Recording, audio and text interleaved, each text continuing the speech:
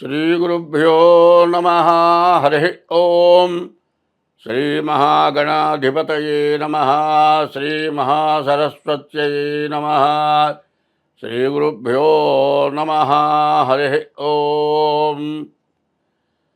అజ్ఞానతిమిరాంధస్య జ్ఞానాంజనశలాకయా చక్షుర్మీలితం येन తస్మై శ్రీగురవే నమః.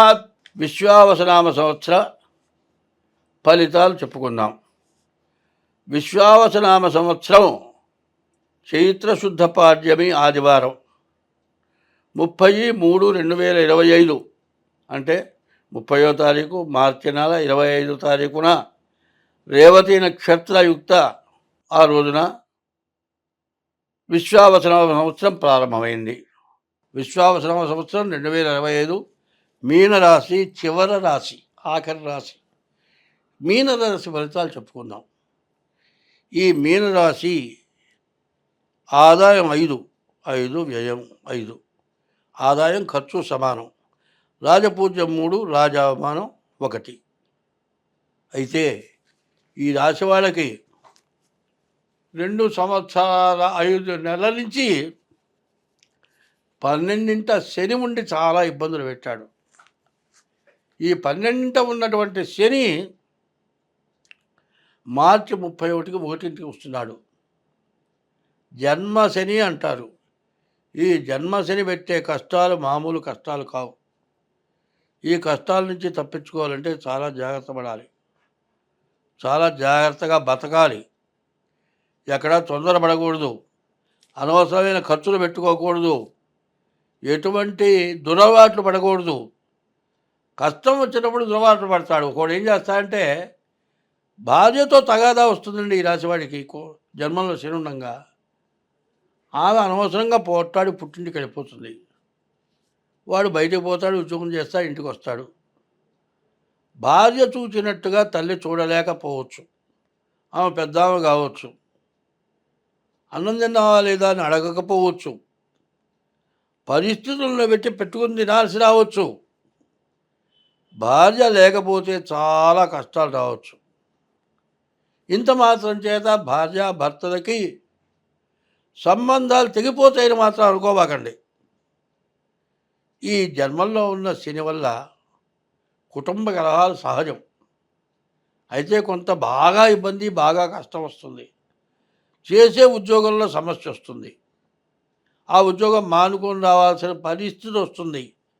ఇంట్లో పెళ్ళాం సక్రమంగా లేక, నువ్వు చేసే పని నచ్చక, నువ్వు బాగా చేసినా కూడా నీ మీద రిమార్కు పెట్టి, నీ మీద పక్క వాళ్ళు నేరాలు చెప్పి, నిన్ను వెళ్ళగొట్టించడానికి నువ్వు బాగా బాగుపడుతున్నావని నిన్ను పాడు చేయడానికి నీతోటి పక్క వాళ్ళు నీ మీద యజమానికి రిపోర్ట్లు ఇచ్చి నిన్ను ఇంటికి పంపించడానికి రకరకాలైన ప్రయత్నాలు జరిగితే ఇంకో ఉద్యోగం చూసుకుందాం అనిపించవచ్చు. అప్పుడు ఏమవుతుందంటే ఇది కాదని ఇంకో చోటికి మారితే మారిన 3వ రోజు నువ్వు అక్కర్లేదు ఇంటికి పంపంటారు. ఉన్నది ఊడే, ఉంచుకున్నది ఊడే అని శాస్త్రం. ఈ ఉన్నది ఉంచుకున్నది అర్థం ఏంటంటే భార్య ఉండగా పరాయి స్త్రీతో వ్యామోహంతో పడితే ఈ బాధగా భార్య వెళ్ళిపోతుంది.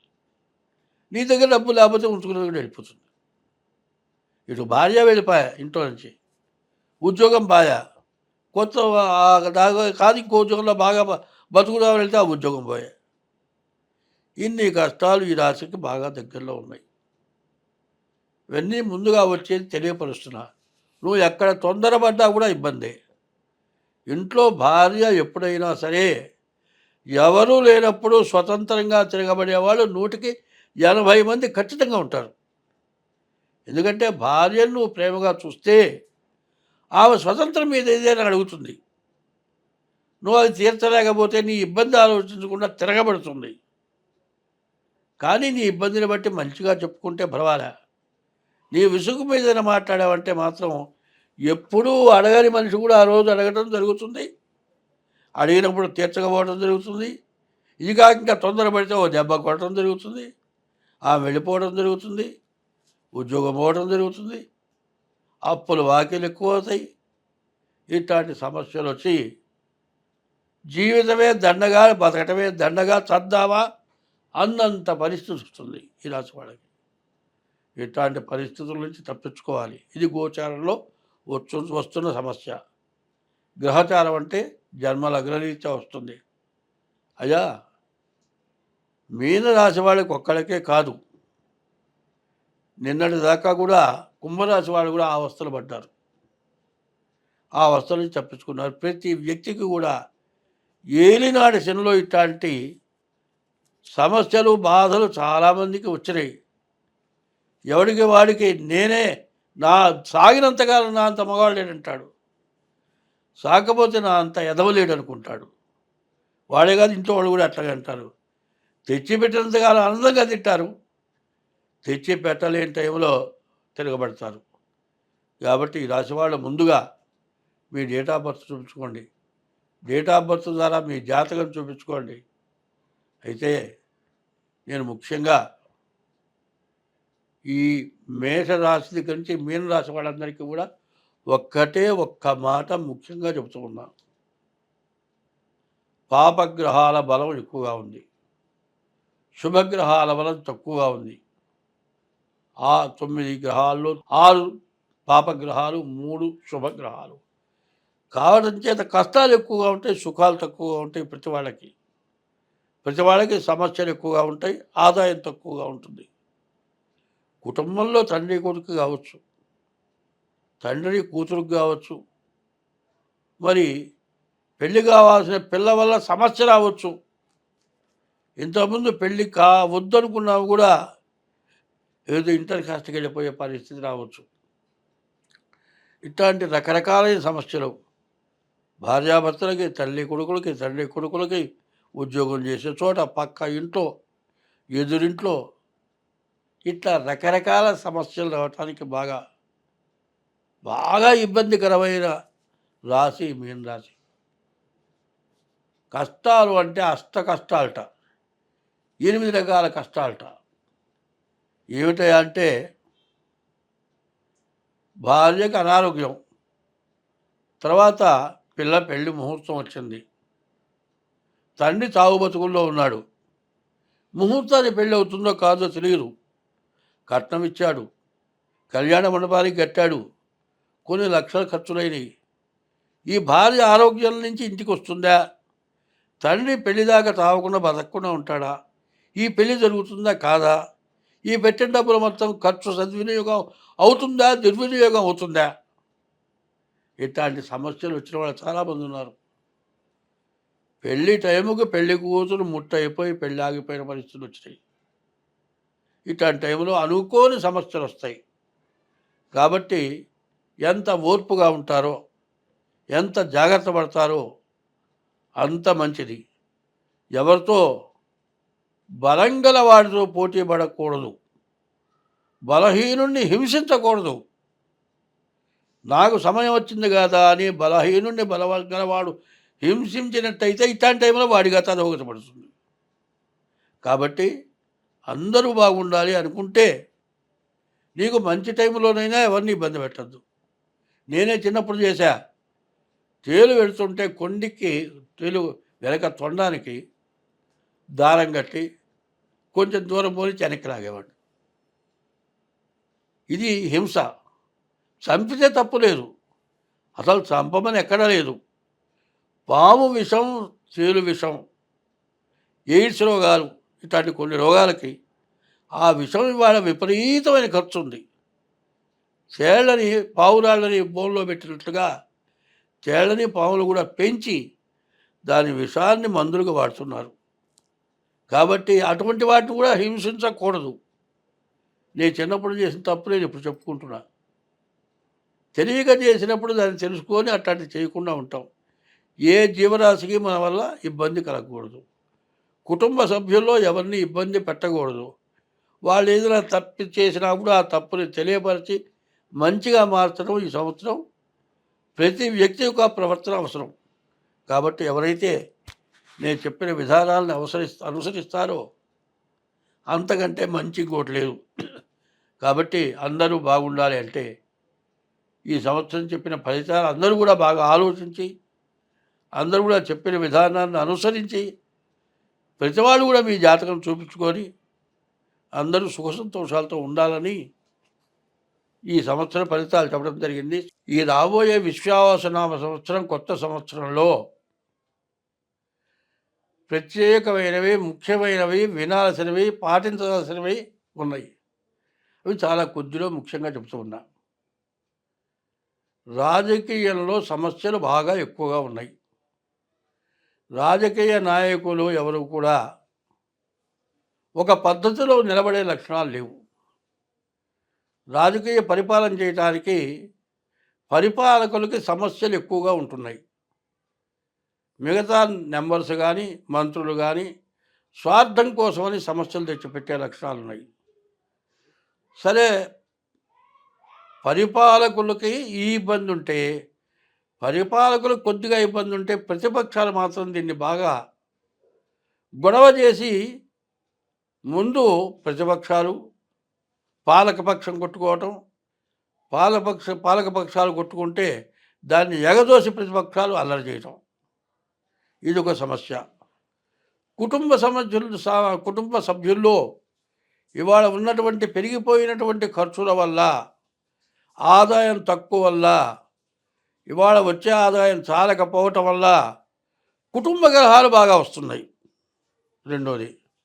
మూడోది ఏమిటి అంటే, ప్రపంచ దేశాల్లో కొన్ని దేశాలు పైకొచ్చినాయి.